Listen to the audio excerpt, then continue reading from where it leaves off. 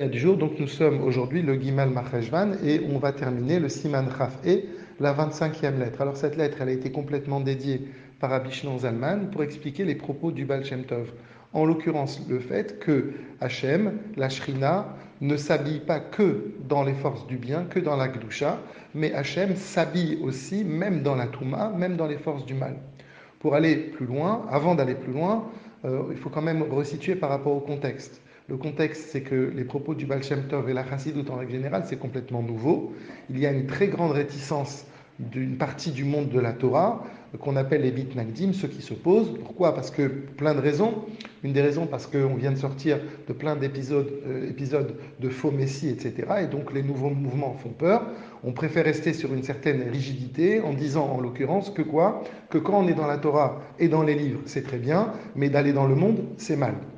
Et une des choses que justement Rabbi Shneur Zalman veut expliquer dans cette lettre-là, c'est que c'est justement ça. C'est que aller dans le monde, ça n'est pas mal. Au contraire, comme il l'a expliqué auparavant, à Kadosh Baruch Hu, il n'y a pas un vide, il n'y a pas Hachem qui remplit le monde du bien et de la Torah, et Hachem s'est vidé du monde. Non, Hachem il est partout, et au contraire, il faut se servir du monde comme un tremplin pour être encore meilleur. Le monde de la Torah nous amène à être bien, et pour être mieux, c'est-à-dire pour se dépasser soi-même, eh bien, on doit se servir du monde extérieur, c'est-à-dire dévoiler les étincelles qui se trouvent cachées dans le monde. Cette idée, aujourd'hui, c'est une idée sur laquelle tout le monde est d'accord, mais à l'époque, eh bien, justement, ça faisait peur.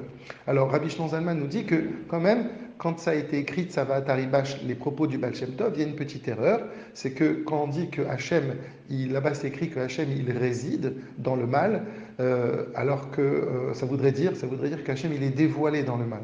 Alors, le Rabbi Shneur Zalman dit non, parce que le Baal Shem Tov s'exprimait en yiddish, et en fait, le Baal Shem Tov ne voulait pas dire que Hachem réside dans le mal, Sharta, mais il veut dire que Hachem, seulement il s'habille, ça veut dire qu'il est dans le mal, mais il n'est pas dévoilé dans ce mal-là. Mais Rabbi Shneur Zalman nous dit, attention, tout ça c'est qu'un détail, et que certainement ceux qui s'opposent, ils ne s'opposent pas parce que par rapport juste à ce petit détail de résider ou habiller.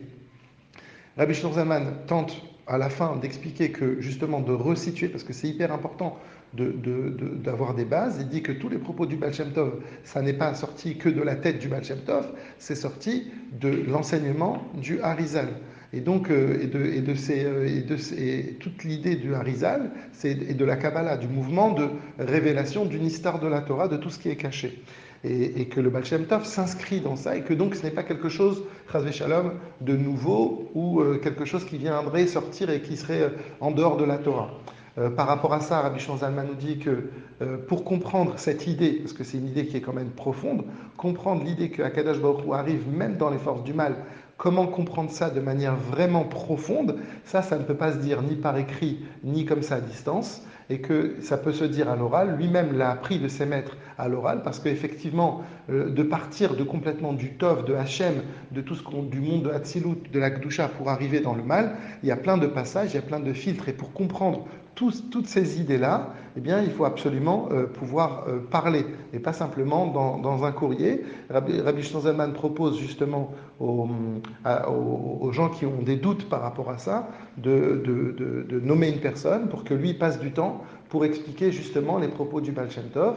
Et donc toute l'idée que Rabbi Shneur Zalman veut nous dire dans cette lettre-là, c'est que Akadosh Baruch Hu, bien évidemment, il se trouve bien sûr dans le bien, mais qu'il faut être capable justement de trouver des opportunités dans le monde qui nous entoure, et que par Ashgacha Pratit, Akadosh Baruch Hu, il met plein d'événements devant nous. C'est à nous d'en tirer un enseignement et à nous d'être meilleurs grâce à cet événement qui vient en face de nous.